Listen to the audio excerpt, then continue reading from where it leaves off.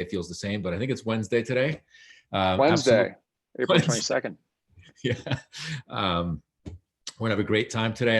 I'm thrilled to introduce my guest, Kevin Systrom, a man of many talents. Best Thank you known for having me. yeah, best I known am for the founding. least qualified, by the way, for this series that you're doing. Like, to have Gaia, Roberto Quinterno, and then it's like, oh, and a guy who drinks wine for fun. It's like, Well, it's okay.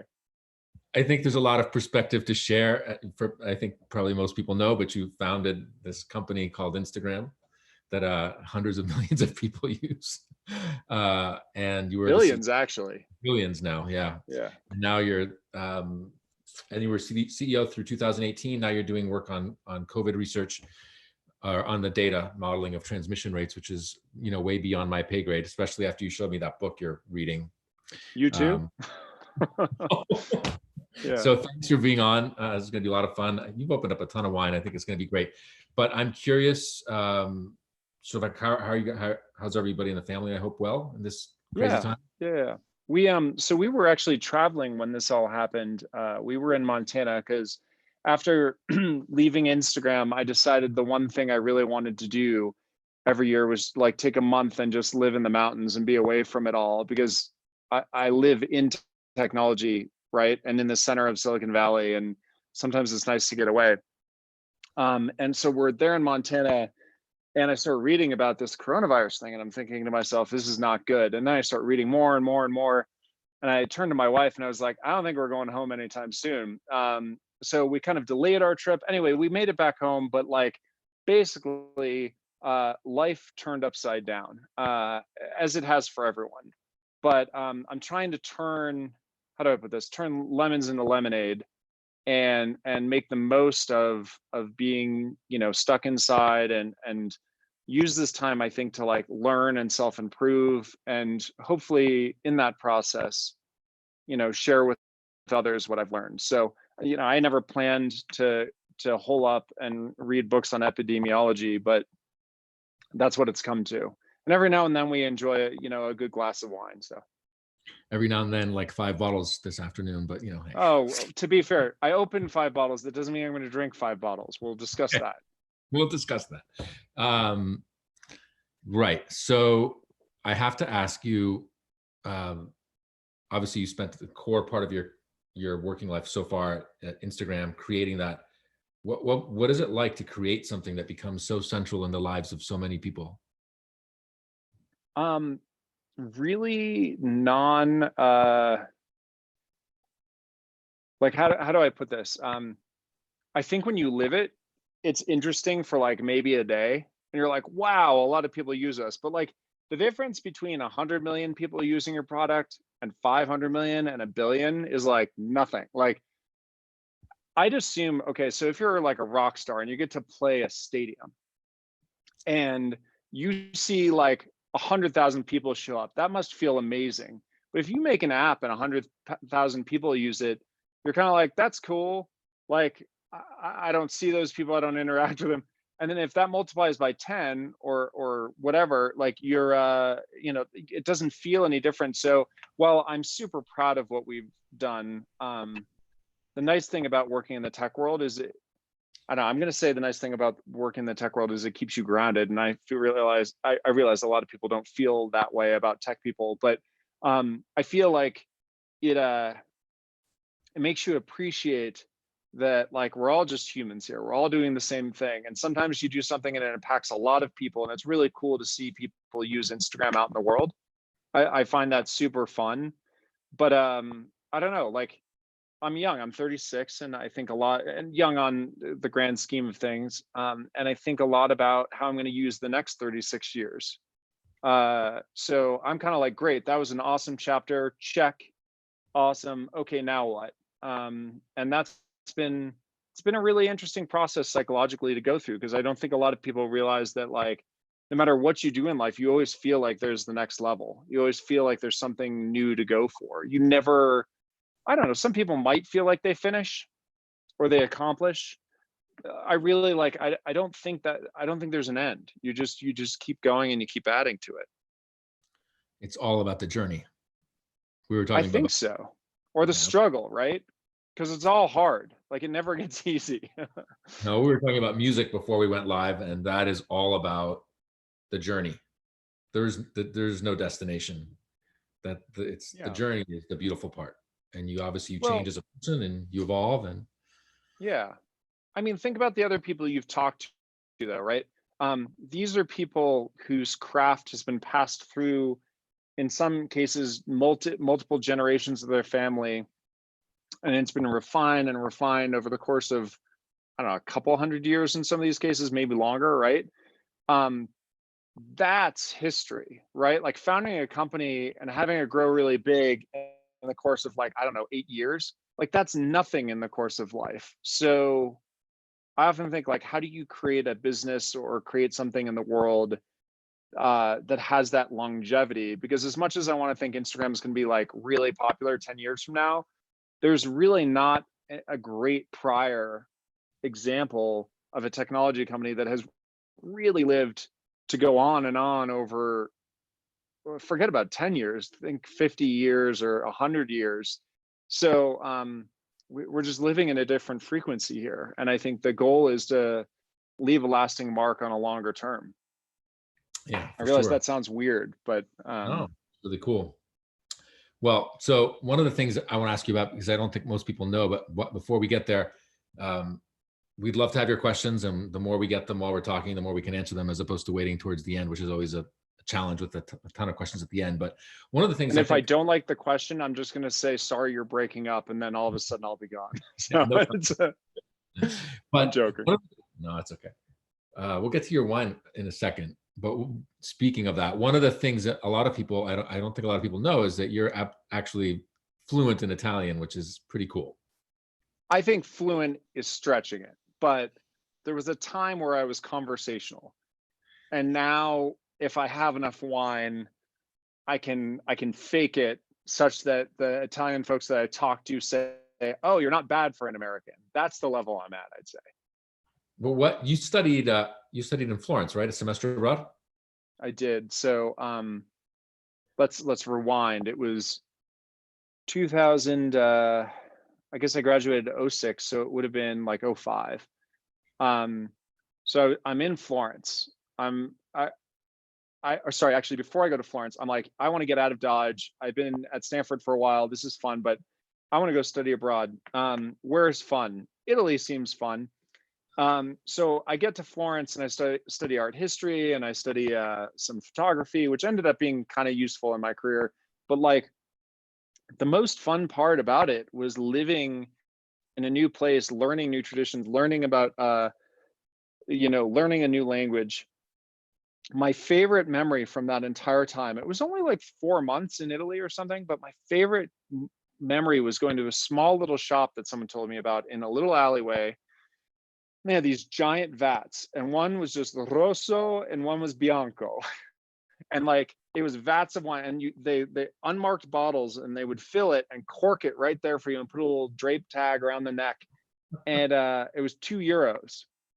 And still to this day, I don't think it was the best wine I've ever had, but how cool that you could just go in, get your jug of wine, go home, and the host family was super excited to have wine that night. And what a cool experience. And I don't feel like, in this fast-paced world where, you're buying everything at auction or you're buying it from a nice fancy wine store or whatever, like you kind of miss that nitty-gritty culture of wine. Maybe that's part of why I've been drawn to Italian wine, specifically in Barolo, because it doesn't have that refined, you know, like the beautiful tasting room with the white linens and the story about the, like it's none of that. It's like I remember standing in the basement of Rinaldi with Beppe, and I asked him like, wow, like what do you do in the summer here when it gets hot? And he goes, we open the windows.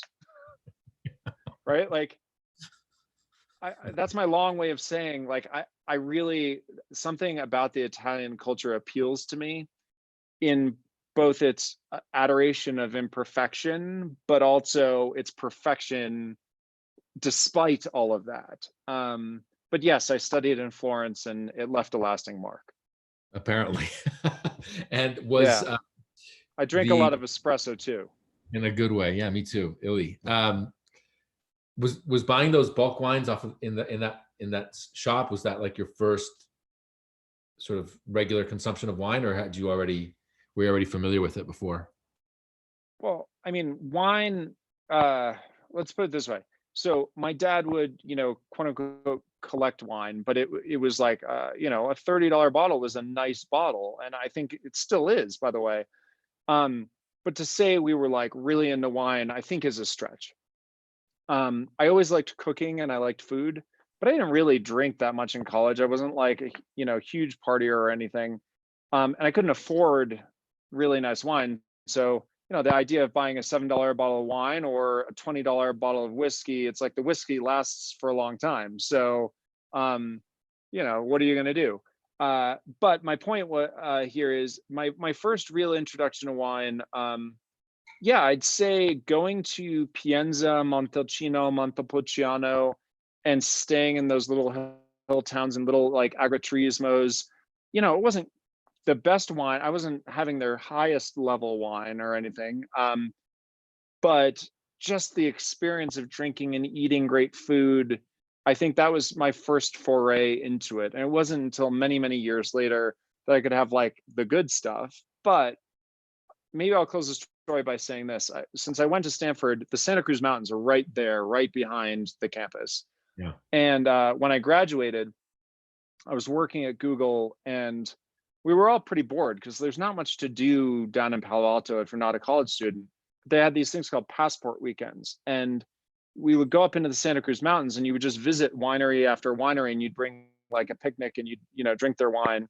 But Ridge Winery was really my first love, like going all the way up to the top of that hill, not the one up in Healdsburg, but the one down near Cupertino, all the way Yeah. up on the top of the hill. You go up there and you've got this amazing view, and you're having a picnic. And I remember they were doing a tasting, and they were tasting their Zinfandels, and then they had one at the very end, and they called it Montebello. And I was like, "What's Montebello?" And they were pouring, I don't remember what year it was, but it was something out of the 70s. It was clearly a wine they had to get rid of, right?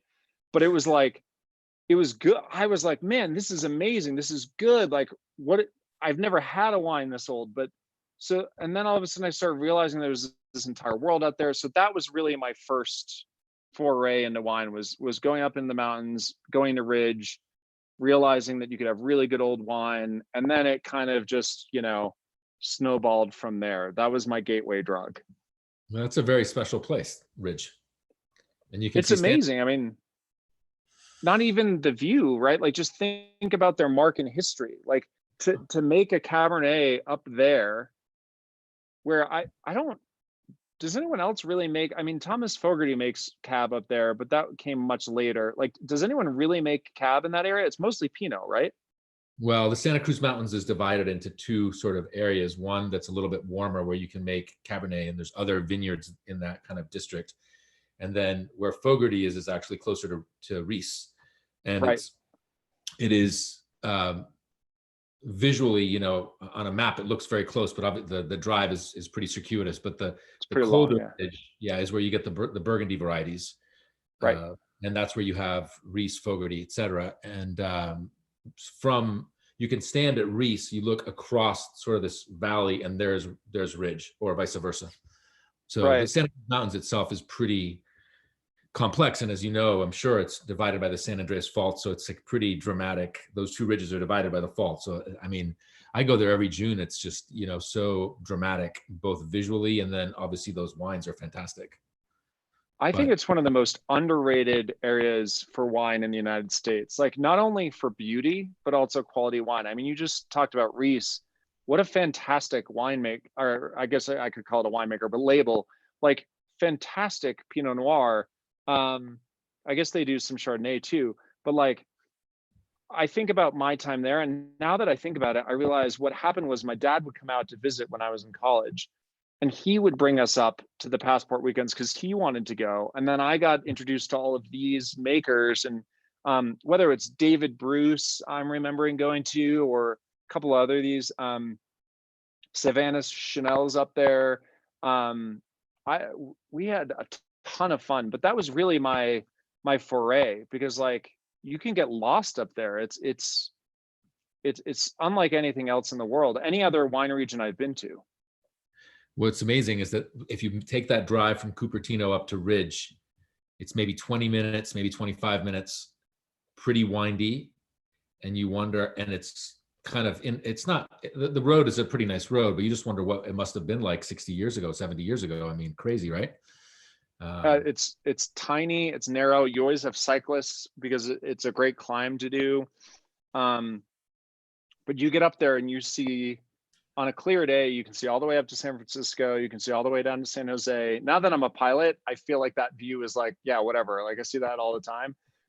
But what a view. But that was my foray into wine. And then, you know, as the company got bigger, I was able to like, I would go to these fancy VC dinners or whatever, and they would have nice wine. And I'd be like, oh, like, I don't know what this is. What is this DRC you speak of? Right. Like, and I just like, I realized it was this, my personality is such that I can go really deep on a subject. Like I love learning and going deep. And when there's a subject where you have lots of names, lots of varietals, lots of collectibles, lots of years, and learning is essential to enjoyment, that's something that I'm going to go deep on. So I think that was the reason I ended up doing it.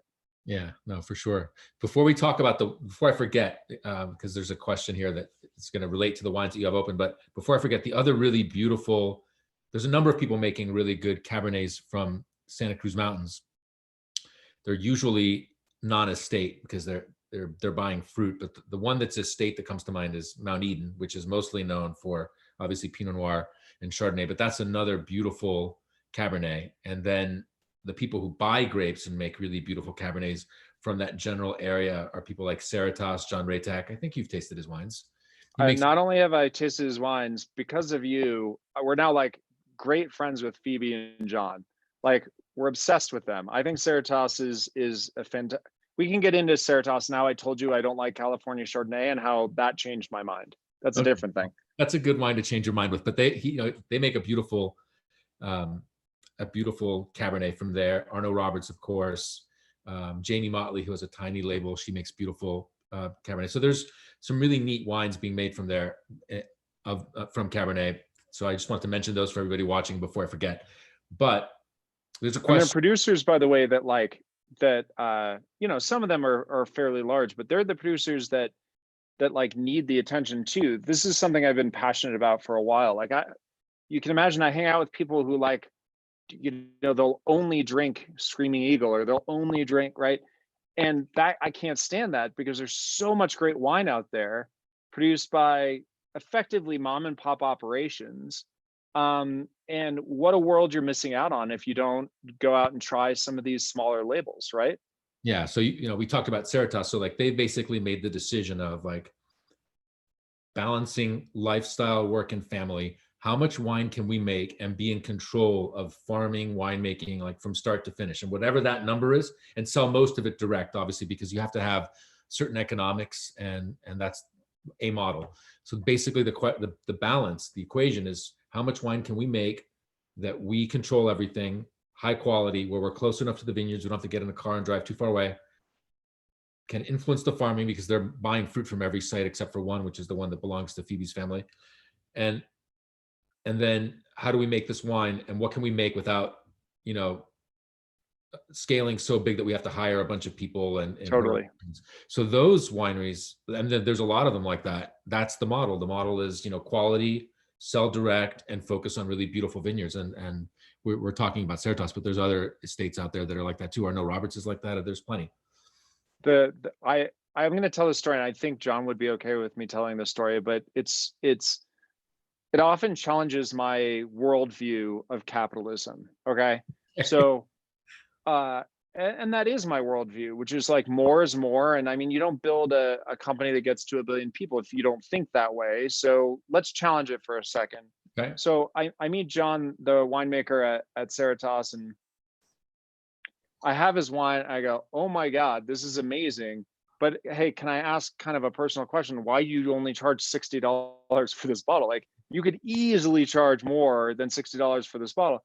And he looks at me and goes, well, we'd have to work a lot harder if we charged 120 or, and by work harder, you have to be on the road. You got to go to all these dinner events and these shows and like, you got, I don't actually know what goes into it, but I just imagine it's a lot more work.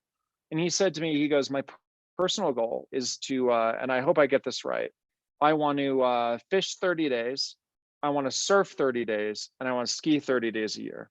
Oh, God. And if I can be with my family and have those 30, then I'm happy. And then like everything else is about meeting those goals.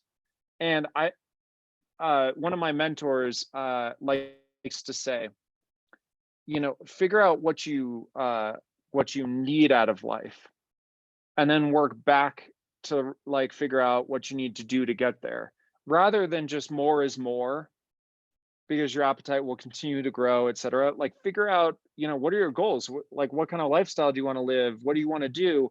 Figure out how much that costs. And then there you go. That's your goal. Go for that. But the idea of just like more is more, it leads to unhappiness. It just leads to being unsatisfied the whole time. So I think a lot about John, probably too much, in terms of just like, how do you balance the more is more mentality with actually being super happy with what you have and really honing in on it. Beautiful wines. And you can probably promote a bunch of other wines. I happen to know that story specifically. And it's only because you happen to mention it to me.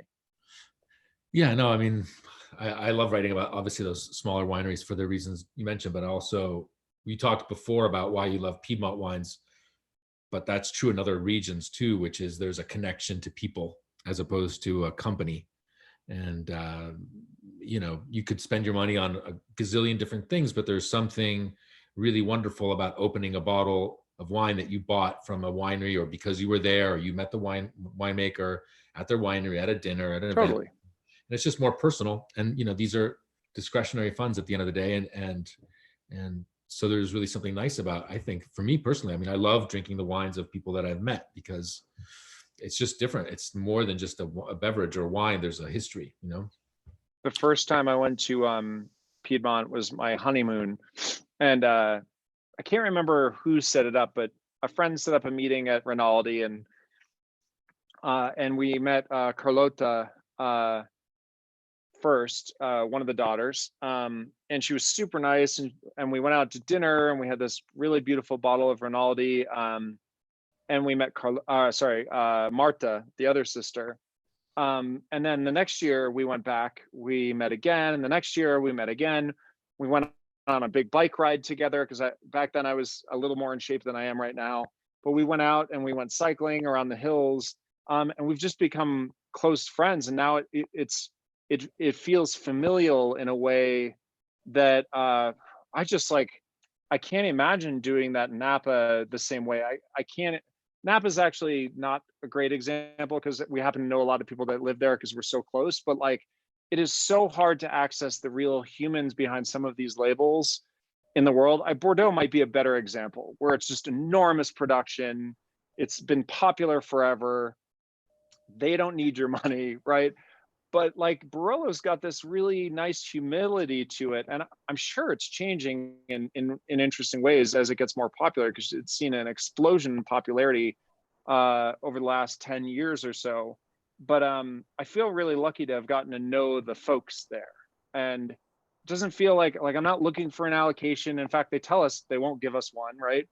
It's not that. It's these people do what they love. And by you buying their wine, as discretionary it is, you're supporting their lifestyle and their art. And I think that's what life is about, is supporting other people's art, right? Yeah, for sure. So you have a bunch of wine open. What's one of the ones you have? I do. Well, let's talk about the one that I'm drinking. So I don't know. Can you read? Does Zoom reverse things? I can't even tell. Perfect. Yeah, it's Montefico. Okay, so that's Roagna 2007 Montefico. Reverses things. No, you know how it like revert? Like, I don't know if it's readable. I know, but if you do it on Instagram, it reverses it. Exactly. On up, yeah. This is one of the producers that I didn't actually get to visit until the last time we went to Barolo, which was now at this point a year and a half ago. But we met Luca and we went down into the cellar, and I don't know for the viewers who have been there or not, but like, you know, it's down this hillside. It's almost like thrown off the side of a very steep hill, and you go down and there are basically there's like the home and then the cellar area. But it took us like 20 minutes to find someone there because it was like, we didn't know where anyone was. Anyway, we finally got in. It's still like that. Yeah. It's like, and you got to knock on every door possible. But then you realize why, because you go inside and it's these beautiful caves, which are not like overly ornate at all. It's just dark, black, beautiful. And we worked our way through God knows how many wines during that tasting.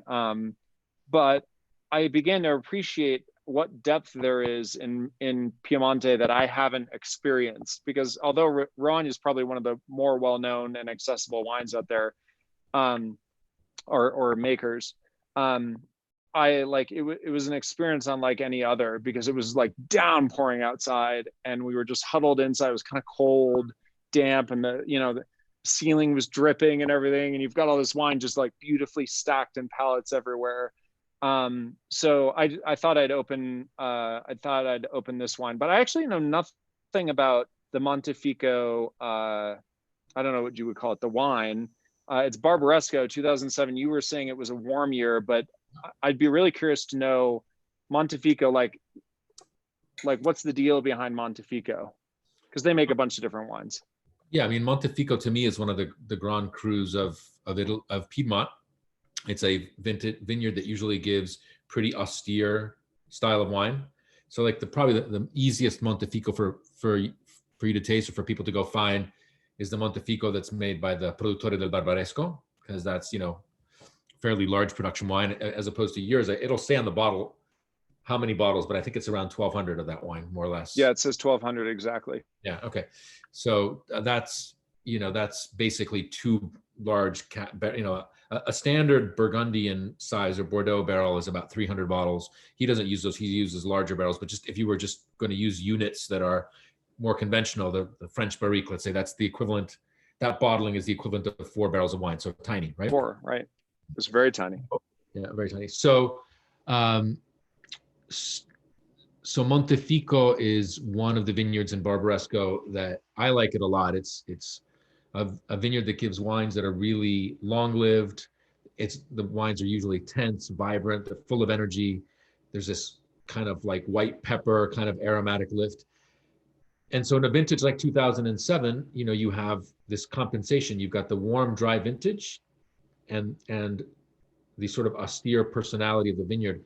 And I think it's always fun when you have wines where there's contrast, because you've got this tension in the wine. It's the warm, dry vintage and the fruit, but that's mixed in with kind of an austere place. And I think that those are the wines that, as you taste them and with some air and an hour or two, you just get these layers of intrigue. And so that's what I like about that wine. That's from Old Vines. It's one of his sort of top wines now, since he started bottling these vineyards separately. And, that's an estate that's really come along, because they used to leave these wines in barrel for many, many years, and then they would bottle them. And then, they were coming out with wines pretty, several years after their colleagues, but the wines often had this sort of oxidative, kind of slightly mature quality, even when they were just released.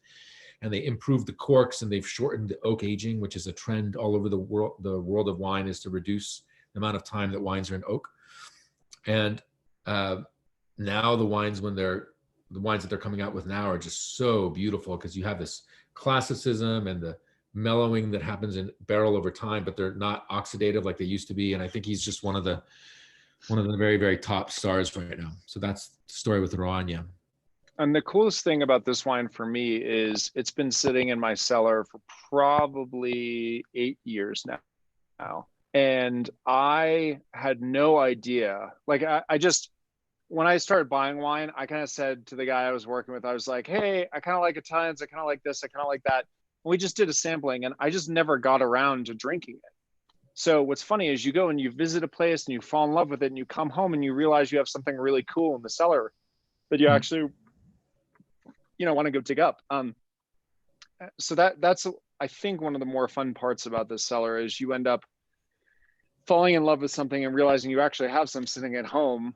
And I'd become a lot more picky about my buying now. Like I know who I like. I know, and I'll sample. Don't get me wrong. I'm not like stuck in my ways, but there is a little bit of this fun nature to the cellar because there's a lot of stuff where I kind of know it, but I don't really know it. And once it's almost like going and seeing an artist live.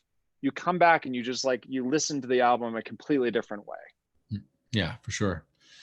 Well, I mean, and that Roagna in 2007, the prices were very different from where they are now. So that's good because now those wines are much more expensive. People have sort of realized the quality, and something that you alluded to before, which is, this region is going through a very big boom, and there's just more and more demand for these wines, notwithstanding the increase in production and notwithstanding more, the biggest impact of climate change in these more marginal areas like Piedmont and Bordeaux is that, if you look at a decade like the 50s or 60s, you might have only had you only had a couple really great vintages. Now it's the exact inverse. You have 10, right, a decade, right. And you have one or two vintages that may be difficult. And then the rest are somewhere between good to very good to great. And so it's it's completely different. So even with all of that, there's just an incredible demand for these wines now. And so the prices of these have gone up. So congratulations on your 07, because they were a lot cheaper than they would cost you to buy those wines today. Well, there are certain producers, I'm not even going to name them because this is the problem. You discover them and you fall in love with their wines and they're easy to get. And then all of a sudden, I don't know, some guy, gives them 100 points and that guy, and then out of nowhere, you can't get their wines anymore. That was a very, I will say, I've never seen that before, honestly. Never. But here's the cool thing. Not like These that. folks that deserve the attention and deserve the success of their business are getting it. And I think that's fantastic. So what are you drinking? Well, I'll show you. I'm trying to use a Corvin and talk to you at the same time as, test. No, that's fine. But no, I mean, I had some of this Cascina Francia, Oh yeah, Barbera, which I opened. I love his Barbera. Yeah, I opened this one. I had the interview with Roberto a couple of days ago, and I always like to see how wines do in a day or two. And then this is a wine. This is an example of a Bordeaux wine where there is definitely a connection to people and a family. And this is the second wine of VCC, the Gravette. Oh yeah, yep. So that's that. Bordeaux sometimes gets this bum rap. These wines made by corporations or large. I don't know why. I love Bordeaux. I still buy it. It's the most classic, for sure. But some of it does lean into this realm you were talking about before, where you have the impression that these are huge chateaus and there's less of a connection to people. But in Pomerol specifically, you've got small vineyards, and that's family run domain. And when you go there, at least it's just like being in Burgundy or being in Piedmont or small estate in Chianti Classico. There's still that connection. So I'm going to taste this, but I guess there's an important thing though to mention here, which is I'm not hating on Bordeaux or saying that they're not friendly, or I just think that with lots of production and lots of money comes a little more distance from your average consumer, just in general, not always. And I think, when you take, a watchful eye as a consumer on an area that hasn't had that success yet, but you love it and you invest in it, they really appreciate it. I guess that's my point. Is there's, it's funny, the most, how do I want to put this? The most attitude I've ever gotten from a winemaker actually was Beppe in a good way, right? That doesn't but count. It was my favorite story of him is we're sitting there and, I'm talking with his daughters who obviously know what Instagram is and they're very excited about it. And my Italian's good enough that I can get by. And he's not super angry that I'm an American, but a little. And then his daughters are oh yeah, and he makes this app and he looks at me and goes, do you want to see technology? I'll show you technology. And it brings me around the corner and we go look at his little Motorino lab, like where he restores all these old Vespas and everything. Yeah. He's like, and I don't know if we can swear on this, but he's like, your technology is shit. This is technology. And it was like this beautiful workshop. You've seen it, right? Like he had these old, Vespas or Motorinos, and he was tinkering with them. And, and I respect that kind of attitude, but the attitude that like, we're better than you and you should worship our wine as if it's holy water. Like, I'm like, come on, like, let's all bring this down a level. Like we're drinking fermented grape juice here, folks. Like, No, I think the issue with Bordeaux and those large estates is that they make an enormous amount of volume, and therefore there's the négociant system. So for a chateau, right, especially on the left right. bank, the client is a middleman, a firm, and you have to have that, because if you're producing several 100,000 bottles a year, as those chateaus do, there's no estate that has the commercial infrastructure to be able to sell that. So that sort of got outsourced, to use today's term for something that happened, generations ago. And so there's a distance between the chateau owner and the end client. Tomorrow we've got Saskia de Rothschild, and I did a tasting with her in Naples a few months ago, and she said, "Look, my biggest problem is I don't know my end consumer, Right. know my customer." But that's not like her fault. It's the system. Yeah. The system worked in another time, but now the world is flat, because you can go to Rome and show the Pope how to use Instagram. Which is like ridiculous, right? But I mean, that's the world of now.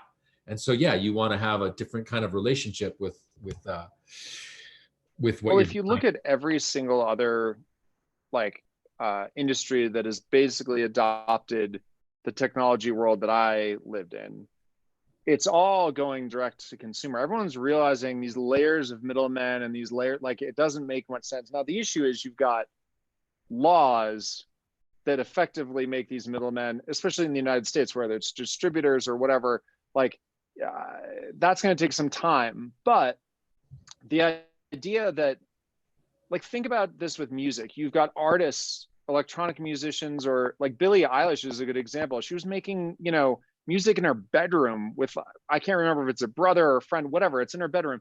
And out of nowhere, she's like this enormous pop star.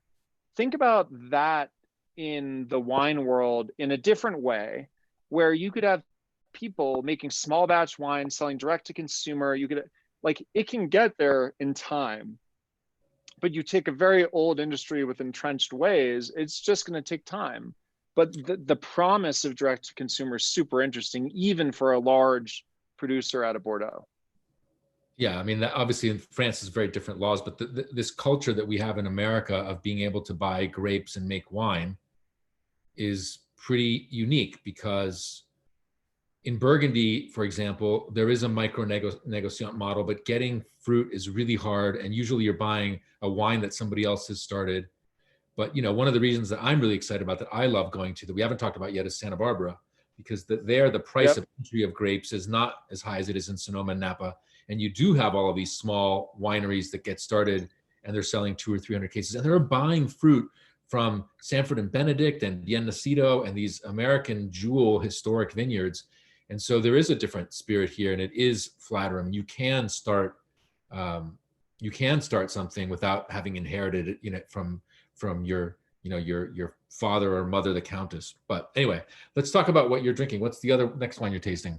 I'm going, it's funny, I've been going through 3 or 4 as you were talking to decide which one I was going to go do next. So let's take okay. So on the record for bottles opened for one of these sessions, by the way, 5. I'm just saying the record for anybody who wants to top that. Okay. But I want to explain to your viewers that I'm not like wasteful and spendy here. So what happened was, I don't know, whether my wines caught coronavirus or something happened, and a bunch of my bottles just started tasting not as good. And one friend once showed me this moon calendar about whether your wine tastes good or not, depending on the phase of the moon. I think it's all hocus pocus, but this one particular cellar seems to go through phases. I don't know if it's temperature or something, and things just weren't tasting great. So I opened up these wines, and like the first three were just not good at all. Like, it's not that they were corked, they just lacked anything. They lacked fruit. So there's this big mystery, and I've been asking Antonio about it, like what happened in this cellar, and we don't know. But I will tell you now, after 2 hours of waiting, these wines have started to show up. But okay, so let's take a complete left turn here. This is 1979 Lalandon Gigal Cote Rôtie, a much older bottle. I know nothing about the 79 vintage, but a really fun wine. Like, I've loved, in fact, this wine, the 1989 vintage of Lalandon, is my Valentine's Day wine with my wife. Wow. And we were in New Orleans at the Commander's Palace, you know, the pink restaurant, the giant pink restaurant that serves alligator soup. And we had the 89 Lalandon, and it was like this emotional experience, obviously, because it was Valentine's Day, but it was a killer wine. And ever since then, I've just been super into Cote Rôtie, but specifically the Gigal wines, the Lalas, as they call them. And I saw this older bottle, and I wanted something not Italian to see maybe this goblin that got into my cellar didn't touch the French wine. I don't know. So what's the verdict? But it's actually quite good. I need to pour some out here. It probably could use a couple days of standing up straight, because it's a little bit on the cloudy side. I didn't mean to shake it when I walked over from the cellar, but while you taste that, speaking of older wines, I do know people who store their older wines of that era standing up. So interesting.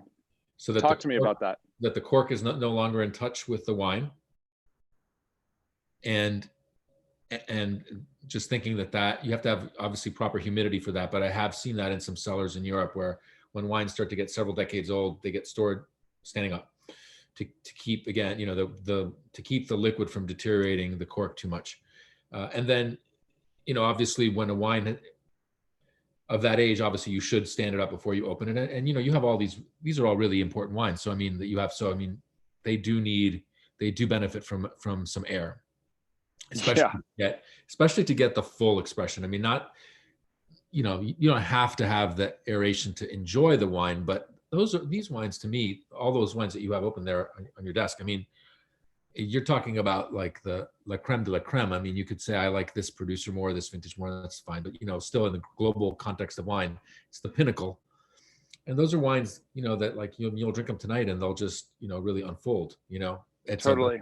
It's like a book, I think sometimes. And the problem is, it's 5 p.m. or it's 5:45 where you are. Yeah. It's 2:45 here. And I've got like a full day of hard math and modeling to do for my site RT Live, which we'll talk about separately. But like, I've got like some pretty hard math ahead. And I'm like, okay, I got to get this wine open. I got to make sure it's good. We'll get to the site. I'm really doing my best to enjoy this wine right now, knowing full well that I'm going to have a bunch of hours of hard academic work ahead. But maybe this helps a little bit. Well, we have a question that's from YouTube, which is, I sort of know the answer, but anyway, if you were to make a wine, what would it be? You mean like varietal, I'm assuming? I don't know. That wasn't. Or like if I could like buy a producer and become the CEO, because that's a very different. If Kevin were to ever make his own wine, what would he make? I mean, emotionally, I think the answer is obvious. I'd probably, like, if I could, and it weren't like culturally inappropriate, I would love to be in Barolo, and I would love to make, a rustic traditional style, not the modern style, but the like old barrique style. I guess not barrique, sorry. What do they call them? Bote. Yeah. Bote style, like Slovenian oak, Barolo. That, I think that would be my spirit wine. But at the same time, I'll tell you, lately I've been just drinking so much more white wine for health reasons and a bunch of stuff. But like the idea of buying a plot of land in the Santa Cruz Mountains, which is where, near where we live, you can make some killer. I mean, we talked about Cerritos. Their white wines that they make not only out of the Santa Cruz Mountains, but elsewhere, are killer. And I think there's this latent, like, as long as you don't get it too ripe, there's this latent, potential in those mountains. And I could see doing something there. I probably wouldn't make like probably, Pinot Noir is just like, when I say it's easy, it's like, it's the obvious answer. But I feel like there's so many great producers. It's kind of like, know your sweet spot, like know your zone of competence. Like Pinot Noir is not mine. But that's my non-answer to your very good question. Well, it wasn't my question, but it came. No, your question, the viewer. Yeah. Sorry. Yeah. Yeah. No, that's my answer. Not that anybody asked, but my answer. I'd love to know, actually. Well, I just don't.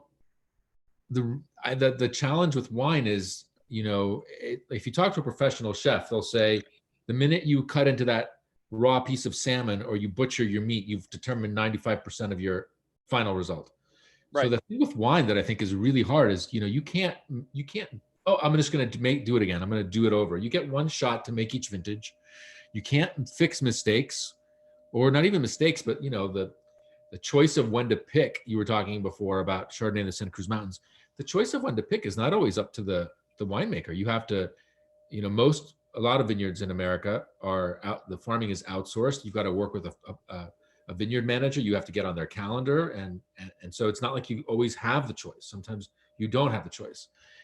And the thing is that those decisions can be determinate, and you only get one shot at it. So I don't like my odds at something I can only do once each year, because I don't think I'm that good to do it. So maybe that's why you're on the side you're on, which is judging the shots, right? Well, you get to taste them all and take them all in. Think of it as judging, but more like describing.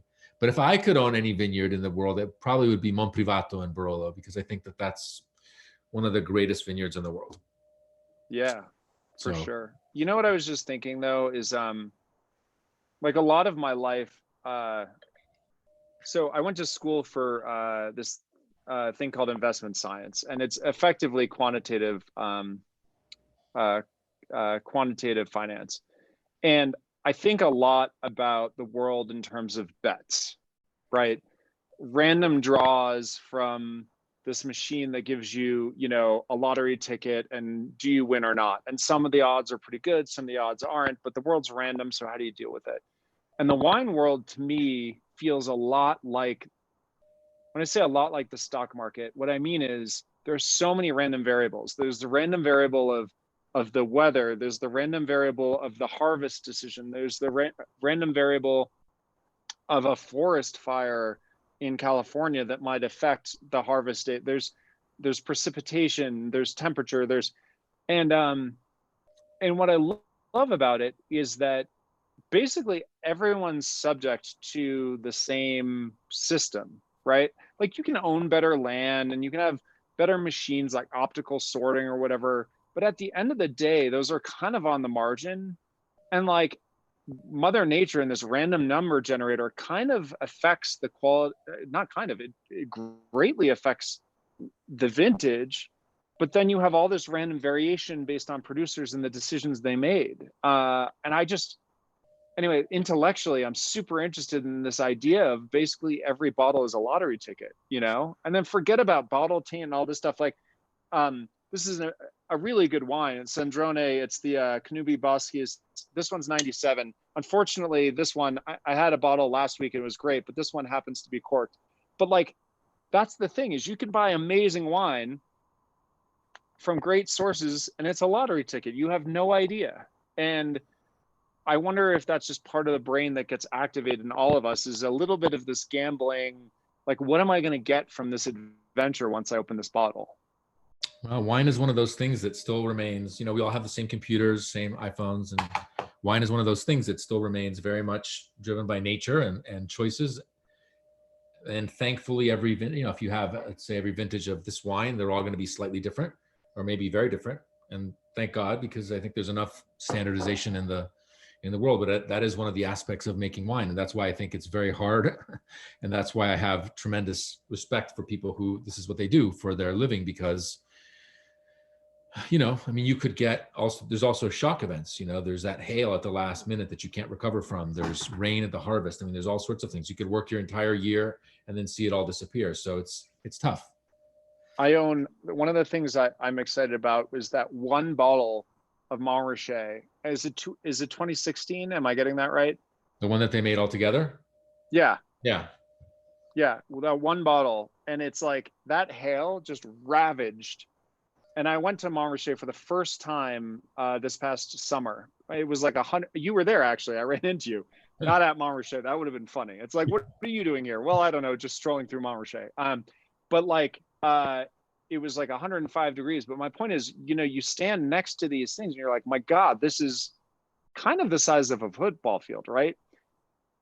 If this thing gets nailed with hail, like they only have a certain amount of yield, you can end up with a world where you have a single barrel produced of that entire like plot of land. Like that's, talk about a random lottery ticket, right? Yeah. Well, that's super dramatic because Montrachet is part in the village of Pouligny and part in the village of Chassagne, and there's a slight altitude difference. And as Aubert de Villaine from DRC explained it to me, that was enough to sort of shelter one half of the vineyard and then completely decimate the other. So you're talking about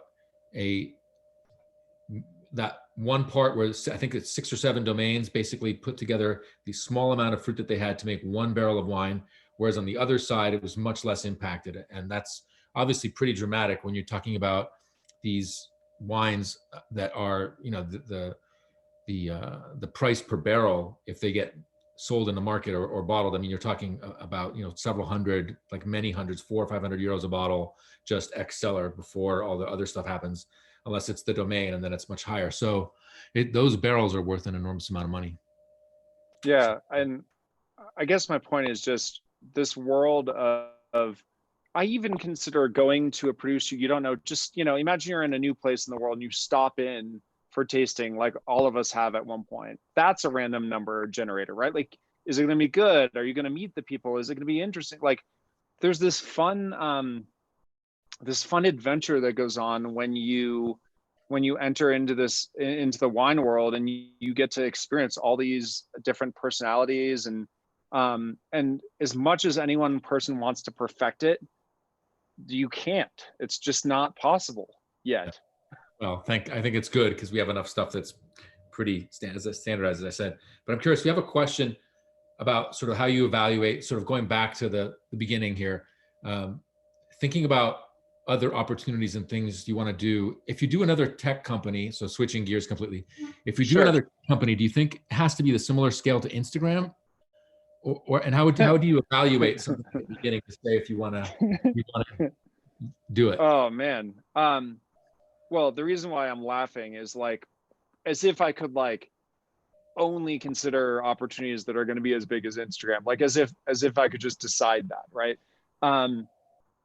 The honest answer is there's no way one can a priori decide to create something the size of Instagram. It's just like Instagram became the size it was through a series of different decisions and luck and also hard work.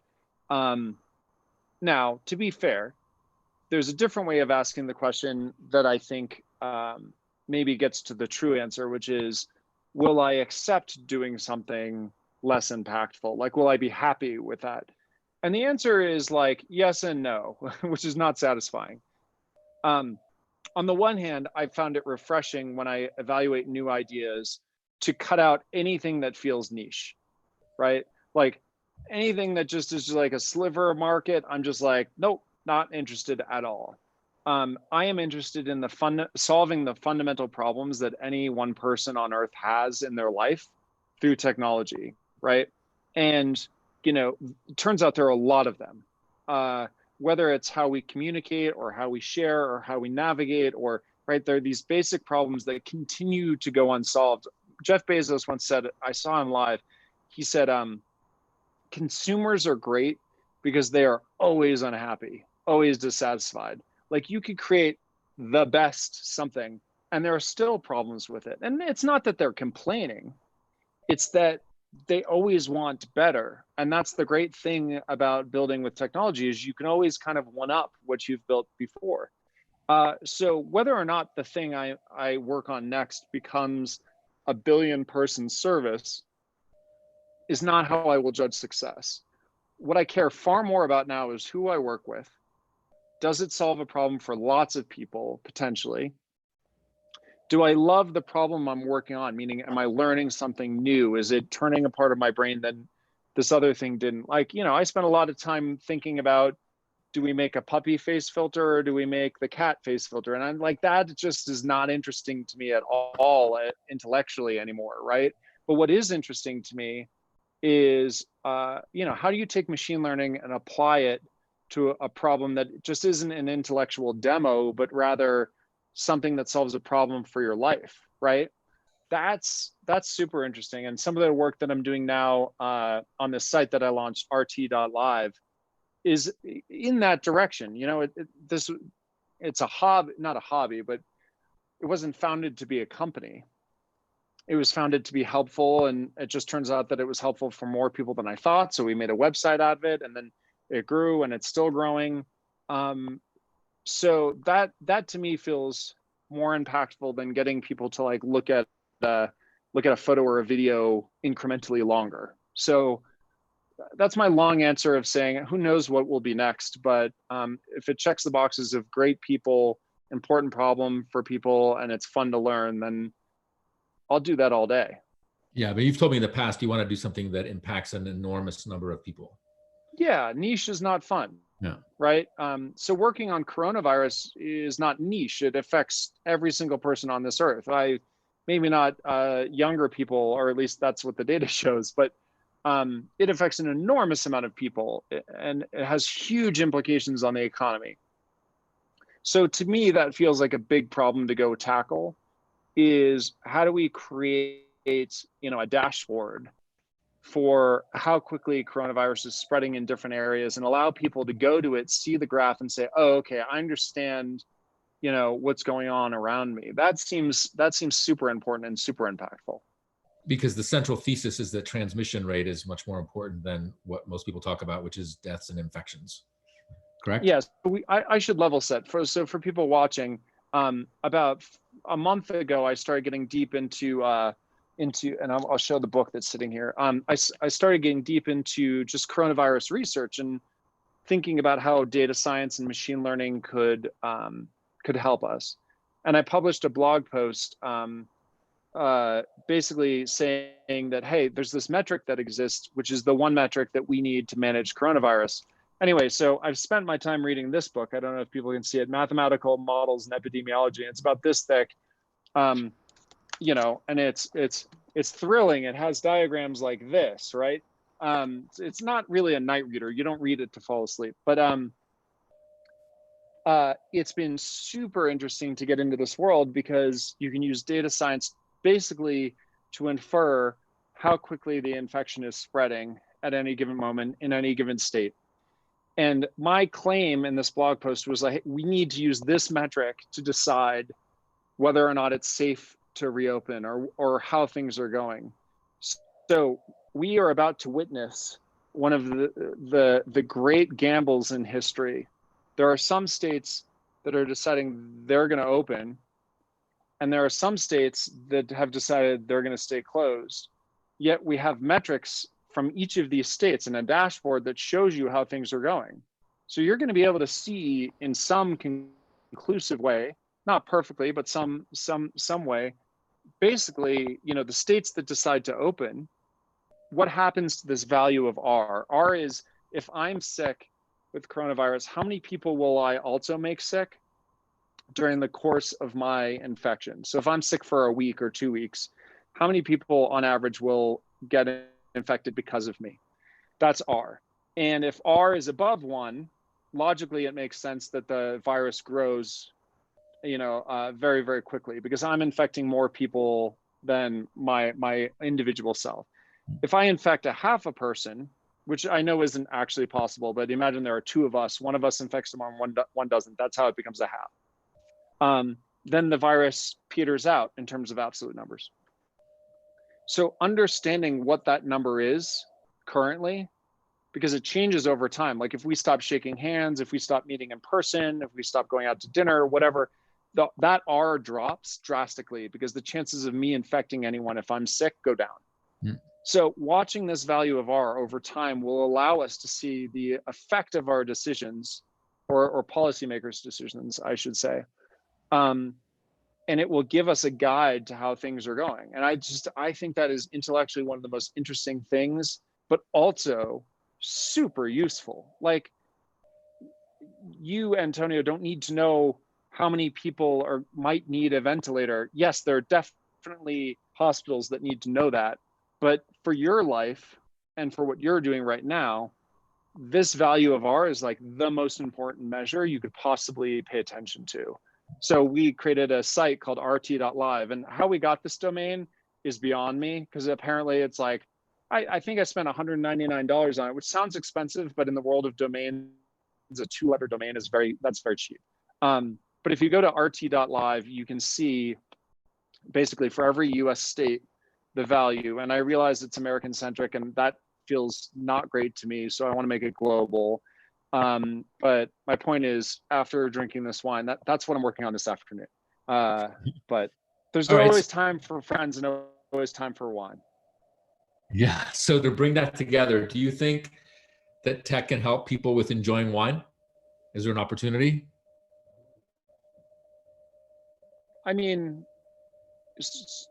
so first off, I love that you're asking that question, because like the thesis behind Vinous is that that's true, right? No, I'm not asking it. One of my co-founders is asking it, actually. I know. I'm just saying, like, that is the whole thesis behind Vinous, right? I think it can go further. There's no reason why you shouldn't be able to connect with the producers, ask them personal questions, have them get back to you, manage, buying wine direct from them so that, they don't get cut out from all these middlemen and end up with, 30 euros of 400 euros. Like there are all these examples of how technology can both help the producers, but also help consumers. I think the process of exploration, the Spotify of wine, right? Like, how do I learn about new producers near me? How do I learn? And right now you rely on voices like yours and your colleagues. But I'm a big believer in machine learning too, which is like, if you like these wines, you might also like these wines. Or hey, if you like these vintages of these specific wines, maybe we can kind of like get to some determinants of that preference and apply it to go find others. There are other things, I believe you could probably do a pretty good job predicting the best wines of a vintage before they're even in bottle, using data and machine learning. Now, whether or not that's helpful in your enjoyment, I mean, that's a fun project for me in my head, but like whether or not that's good for the world, I think is a separate conversation. And then I think, technology for producers, you can imagine, I mean, you see this more than I do, right, Antonio? You go in there and you see even the more traditional producers are now using like crazy amounts of analysis in their vineyards with the wine, chemical analysis, et cetera. Like, I'm not doing it justice, but like technology has infiltrated winemaking in enormous ways. So not only are you getting better weather years, you're also getting far better winemaking, better materials, Sure. et cetera. Yeah. So I think that'll lead to more enjoyment. Certainly should I just lead want to someone to invent something that finds the gremlin in my wine cellar. Like, if someone could just do that, that would be amazing. Well, I think that's certainly beyond my capabilities, but maybe somebody else can chime in with an idea. Anyway, Kevin, This I know is you're super opening up, busy. by the way. We didn't talk about this. Which vintage? This is 98, and it's the Brunate Lacoste. So this can be the Very note to leave overlooked. on. Yeah. It's a beautiful wine. Yeah, it is. But I don't want to. Thank you for having me. It's awesome. Kevin, thanks for your time. Good luck with your work this afternoon, and hopefully those. Thank you. If you need me to double check, I have a few bottles open. And just send it to me if you need somebody Okay. to look it over. It's my forte. Sure. Okay. Cheers. Thanks for your time. Cheers. Thank you very much. Ciao.